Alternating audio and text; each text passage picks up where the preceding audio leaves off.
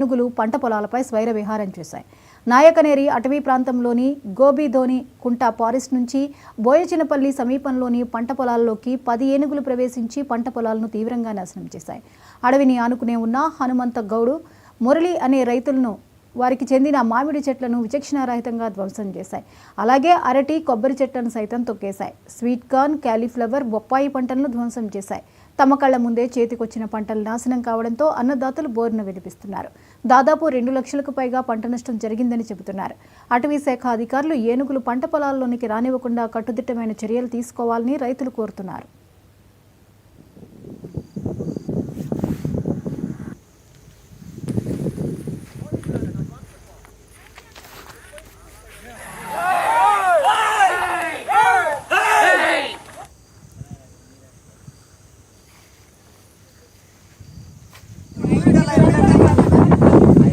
ఈ అడవి పక్కలో పొలం అది. మాడి చెట్లు, అంటి చెట్లు, కొబ్బరి చెట్లు, ఫార్మ్ కసు సుమారు 1.5 ఎకరా 2 ఎకరాల్లో ధ్వంసం చేసి వెళ్ళిపోయింది. ఈ ఏనుగులు సుమారు 12-13 ఏనుగులు వచ్చినాయి సార్. దీనికోసము ఇక్కడుండే పెద్దలు ప్రభుత్వానికి అందించి దాన్ని తెలియజేసి మాకేమన్నా మంచి జరగాలని, మంచి చేయాలని కోరుకుంటున్నాం సార్.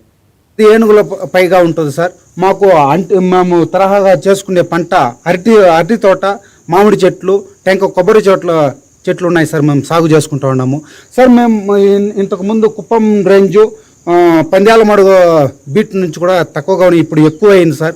ఫారెస్ట్ ఆఫీసర్లు కూడా మమ్మల్ని దయించి మా రైతులని ఆదుకోవాలని కోరుతున్నాం సార్. ప్రభుత్వం కూడా మమ్మల్ని సహకరించి మా పరిస్థితిని ఆదుకోవాలని 2 లక్షల రూపాయలు మొదలు పెడితే కూడా దాన్ని ఏ విధంగా కూడా మాకు సహకారం అందించట్లేదు. పంట పొలాలపైన పెట్టుబడి పెట్టినా కూడా మాకు ఏమీ అందించట్లేదు. ఏనుగులు ఇట్లా వచ్చి ధ్వంసం చేస్తున్నాయి సార్. మీరే కూడా ఆదుకోవాలని కూడా మేము ఇల్లు కట్టింటే అంత దొల్లి పడగొట్టేసి సిమెంట్ ముట్లంతా ఎత్తి కింద పోయేసి రాత్రుల్లో ఎప్పుడో వచ్చినాయి. ఇల్లంతా దెబ్బయిండాయి.